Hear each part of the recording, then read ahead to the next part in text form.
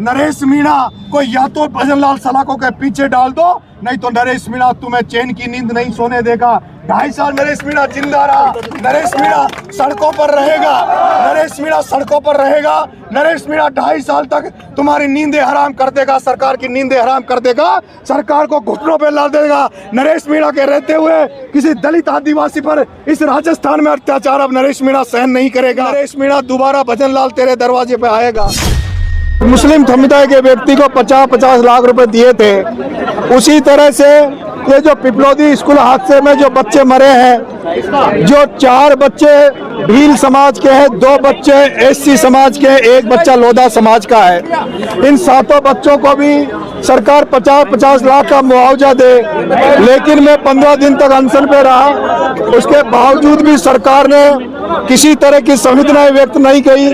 कल एक भामाशाह माता दीन जी गुजर, जो गुजर समाज से आते हैं, उनको भी जब ये पता लगा कि नरेश मीणा मृत शैया पे पड़ा है, 15 दिन अनशन को हो गए, उन्हें जब इस बात की चिंता सताई तो उन्होंने भी कल आकर हमें कहा कि 51 लाख रुपए हम लोग भी आप अनशन तोड़ दो, 51 लाख रुपए हम भी देंगे। मैं एसएमएस हॉस्पिटल में भर्ती था, मेरे पास कई बड़े लोगों के ऑफर आए, कई चाहते थे कि मैं अनशन उनके हाथ से तोड़ूं, लेकिन उसी हॉस्पिटल में एसएमएस में एक ईमानदारी का प्रतीक राजनीति में आज अगर कोई सिद्धांतों की राजनीति के रूप में बचा हुआ व्यक्ति है तो भरत सिंह कुंदनपुर उसी एसएमएस में भर्ती थे। मेरे भरत सिंह जी कुंदनपुर ने भी कल मेरे से, जब मैं वहाँ हॉस्पिटल में उनसे 2 मिनट मिलने गया तो उन इमोशनल भावुक हो गए, रोने लग गए, हाथ जोड़ के मेरे से कहा, बेटे राजस्थान को तेरी जरूरत है, अनशन तोड़ ले।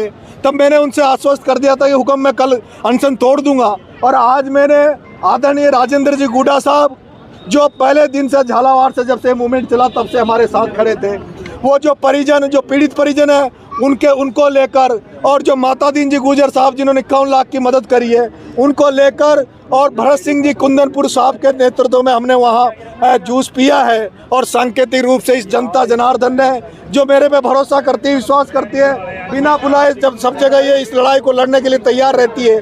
कल आपने देखा हुआ जयपुर में मैं एसएमएस में पढ़ा था, लेकिन एक केवल फेसबुक पे पोस्ट पर किस तरह से मशाल जुलूस इन्होंने उन बच्चों की संवेदनाओं को व्यक्त करते हुए उनको सच्ची श्रद्धांजलि देते हुए मशाल जुलूस भी इन्होंने निकाला था।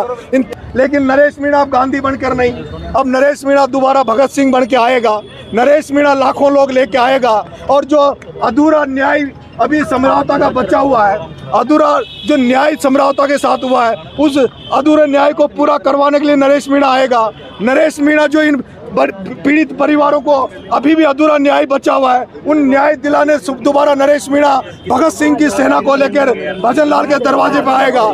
नरेश मीणा वो जो डूंगरी बांध का आंदोलन चल रहा है, उन डूंगरी बांध वालों को लेकर भजनलाल के दरवाजे पर आएगा। ये मैं आप सब लोगों से कहना चाहता हूँ। आप तमाम लोग पधारे, आपको उसके लिए बहुत बहुत धन्यवाद देना चाहता हूँ। आपने जिस तरह से मेरे इस आंदोलन में सहयोग किया, उससे भी आप सभी मीडिया साथियों को भी मैं तहे दिल से धन्यवाद देना चाहता हूँ। लेकिन ये लड़ाई अभी पूरी नहीं हुई है।